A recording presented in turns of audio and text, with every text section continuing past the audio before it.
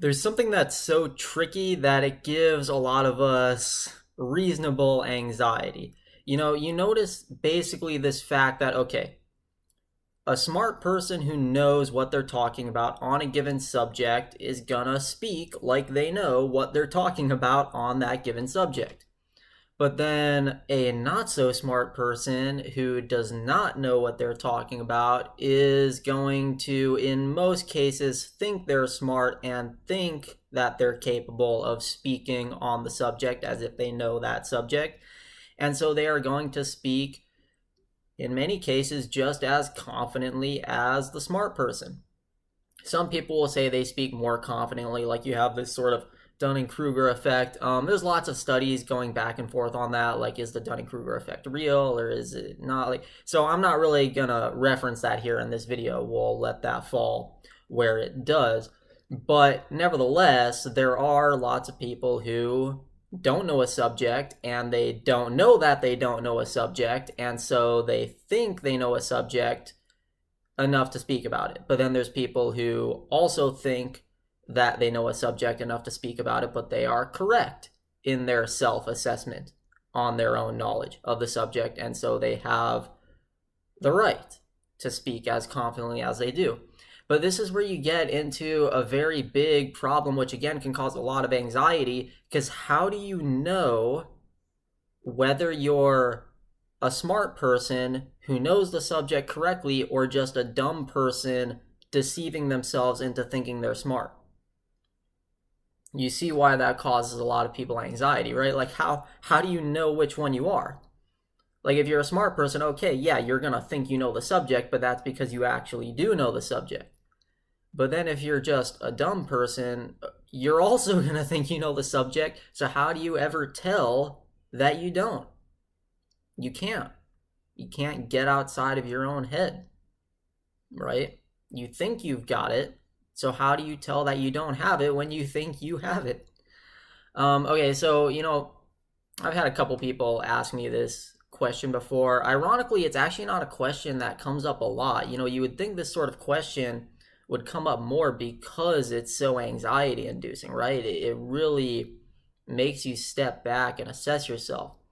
But even though it's not a very popular question, it is something I want to address here. Like, are there any methods by which you can tell whether you are intelligent on a given subject or unintelligent on one? And I'm using this qualifier of on a given subject because the thing we have to remember is that pretty much everybody is going to have higher levels of intelligence on specific subjects and then lower levels of intelligence on other subjects, right? Most people are not going to be even, and even if people are evened out across all subjects, they're most likely not going to be a genius across all subjects, right? I mean, even people who were geniuses in various fields were not geniuses in every field. Even somebody like Leonardo da Vinci, who was iconic for being a genius across all fields in his time, still had certain areas where, he didn't quite understand things, not even relative to the level of education within his own time.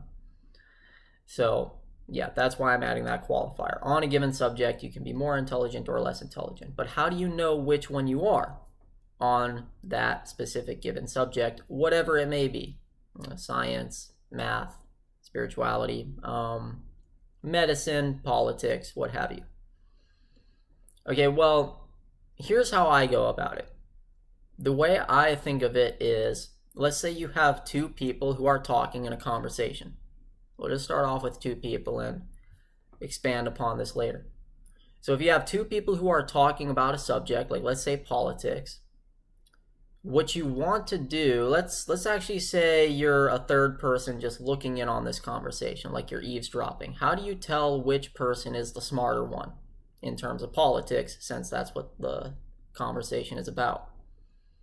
Well, what you do is you watch their conversation and you look for which of those two people is better able to summarize all the points of the other person and then come up with objections that the other person has not thought of yet. That's important because what that means is they're capable of understanding what the person is saying to a degree that they can summarize their own points back to them. So that shows that they're at least of the same level of understanding as the other person in the conversation. But where they lift off and rise higher than the other person is the fact that they can summarize what they say, but then go further and find objections to their points where the other person doesn't have a response yet because they haven't thought of those objections. Now, does that mean that the objections are always going to be right? No, that's not necessarily the point. There's a difference between being intelligent and being correct. So we're not necessarily talking about being correct in this video. We're just talking about assessing intelligence. And if you're able to summarize the other person's argument, whether it's right or wrong, that shows that you understand their argument, right? That deals more with intelligence than correctness. And then if you're able to bring up objections that they haven't thought of, whether those objections are right or wrong, that shows that you are understanding and seeing other angles on the topic that they have not yet seen. So that also shows a higher level of understanding or intelligence. Vice versa of that, the person who has lower intelligence is most likely not going to be able to understand the other person's argument. They're going to constantly fail to summarize what they're saying. They may, pull out a lot of straw men, right? Like, see, straw man arguments and fallacies, those basically happen when a person is so incapable of understanding the other side's arguments that they hypersimplify them and make them into something that they're not, because they're not seeing the full breadth of the argument. So you can tell a lot about a person's intelligence by watching how many straw men they pull out, right?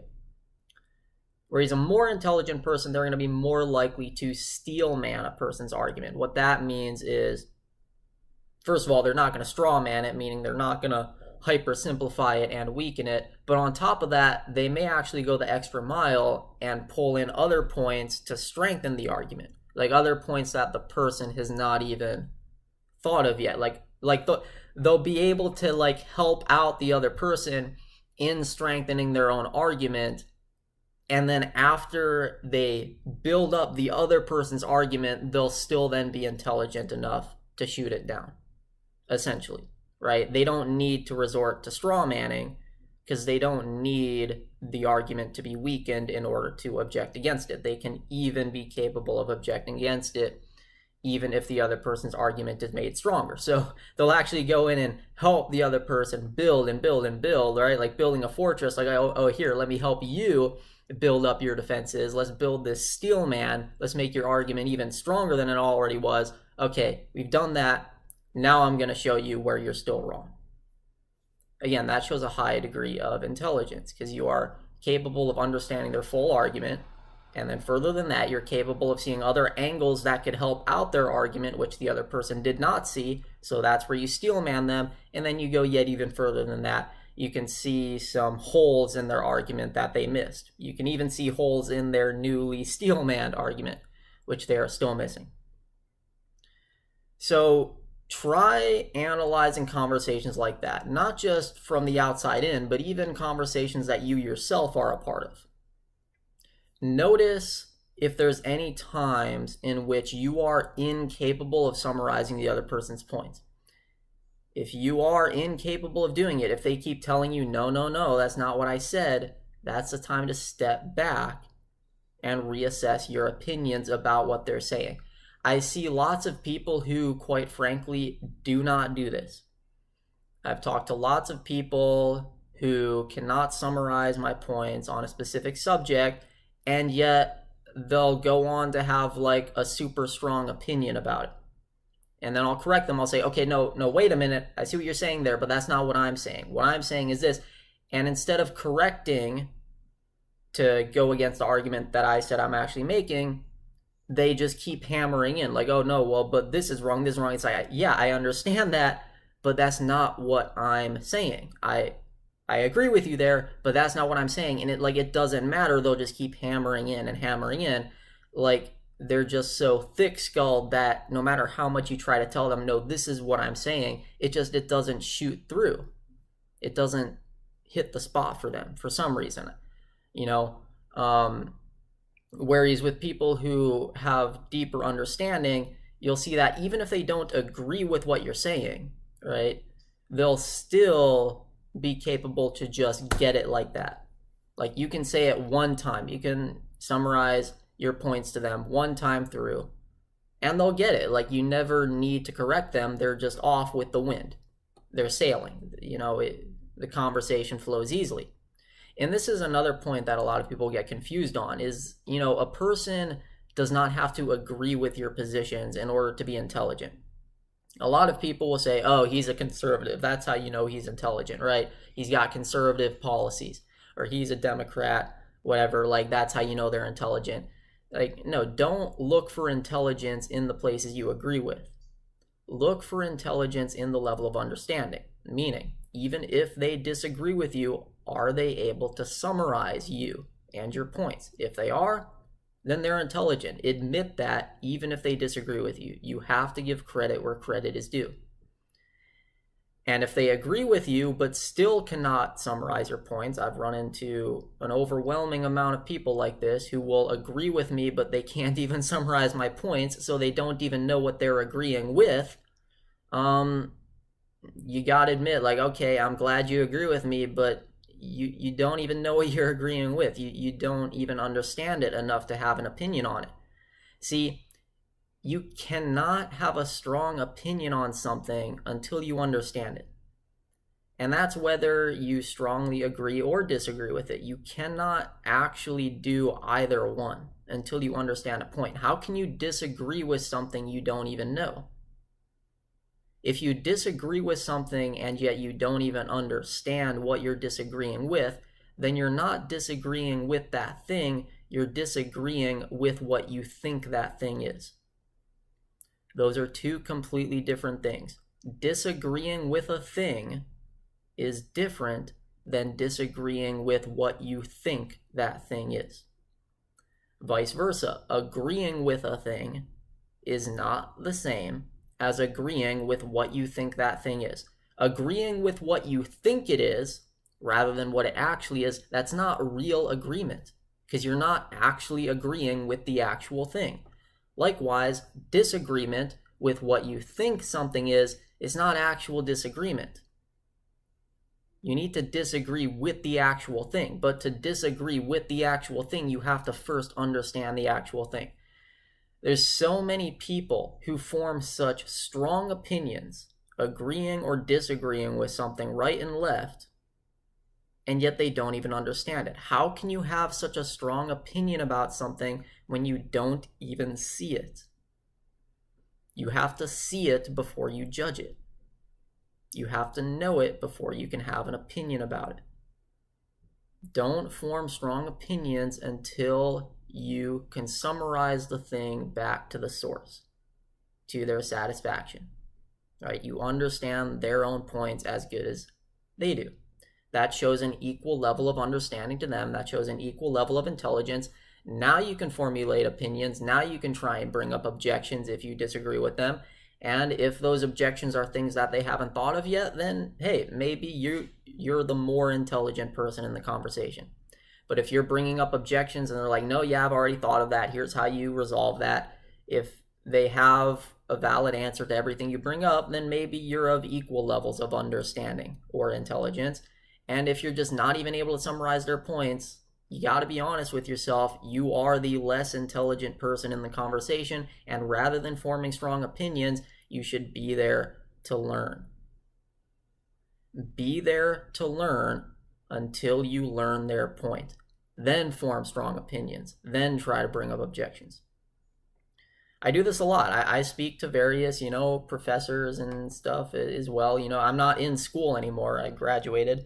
But I still like to speak to people about certain topics because I like to learn. But see, in order to learn, I have to hold myself to this strict standard whenever I go into any of these conversations. If it's a subject that I just don't know enough about, I have to be there to sit down, shut up, and listen to what the other person is saying. I cannot be there to spit out opinions at them. I have to learn their position first, summarize it back to them. If they say, yes, exactly, that's what I'm saying, then I can ask questions. And if there's anything that I think may be an objection, I raise it to them. And if they have an answer to that, okay, there's the answer. I learned something else about their position. That's something else I should not have such a strong opinion about because they already understand it ahead of time. They already have a valid answer. So go into all your conversations like that. Really try and be brutally honest with yourself. Be honest about whether you're actually understanding the other person's points, because if you're not, you're less intelligent. You should be there to learn. If they don't understand your points, but you understand theirs, okay, now you can be more prideful. Now you can be in the quote-unquote teacher position where the other person should be there to learn from you because you're the one who has a broader understanding. But only on that specific subject. That does not mean that you have a broader level of understanding on every subject. There could be other subjects and other conversations in which the other person is going to have a much more expansive understanding than you. So take it on a case-by-case basis. But hopefully that helps you out in your day-to-day life or in your epistemic pursuits, if you have any. Let me know if you have any questions. If not, I'll see you all next time. Create a nice day.